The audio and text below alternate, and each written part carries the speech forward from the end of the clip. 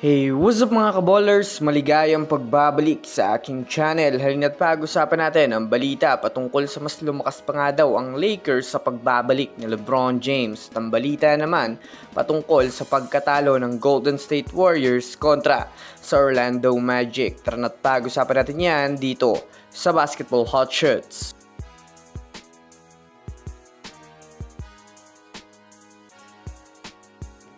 Una nga muna tayong dumako mga kaballers sa balita patungkol sa bigla pa nga daw lumakas ang Lakers sa pagbalik ni LeBron James. Well, alam naman nga natin sa ngayon mga kaballers na sobrang inaantay ang pagbabalik ni LBJ sa liga dahil na rin naman sa alam naman natin kung gaano kalakas ang kayang ibigay na impact ni LeBron James hindi lang sa Lakers kundi sa buong liga ng NBA. Greatest player of all time at number 1 greatest scorer in the NBA history nga po ito.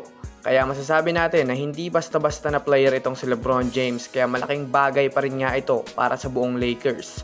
Sa paglalaro nga ni LeBron James mga kaballers kontra sa team ng Utah Jazz ay masasabi natin na talagang marami ang nakaabang dito. First half pa lang nga po ng laro ay talagang pinakita din ng Utah Jazz na kahit man nga malakas ang laro ng Lakers ngayon ay talagang makikipagdikdikan sila sa ngayon. Ngunit pagdating nga ng second half ay dito na nga po nakapag-adjust ang Lakers at talagang sinigurado nila na malalamangan nila ang Utah Jazz dahil nga sa naging magandang run ng Lakers sa fourth quarter.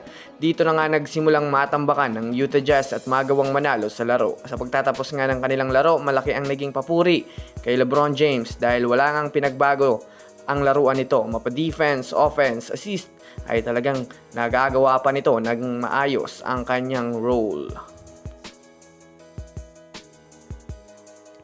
Samantala, pumunta naman tayo mga kaballers sa balita patungkol sa pagkakatalo ng Warriors kontra sa Orlando Magic. Well, simula pa lang nga po ng laro ay hindi nga po kumpleto ang team ng Orlando Magic. Wala si Paolo Banchero, wala din si Moritz Wagner. Diyan pa lang nga po mga kaballers ay masasabi natin lamang ang Warriors bago pa lang magsimula ang laro. Ngunit kabaliktaran nga po ang nangyari matapos ma-upset nga ng Orlando Magic ang Golden State Warriors. Natalo nga ang Warriors sa score ng 121-113 na masasabi natin na literal ngang hindi nga po mga kaballers naging magandang araw ito para si GSW. Kaya dahil dyan, marami na naman ngang mga fans ang nadismaya sa naging laro ng Warriors na ang inaakala nga nila ay magiging easy win ito para si GSW.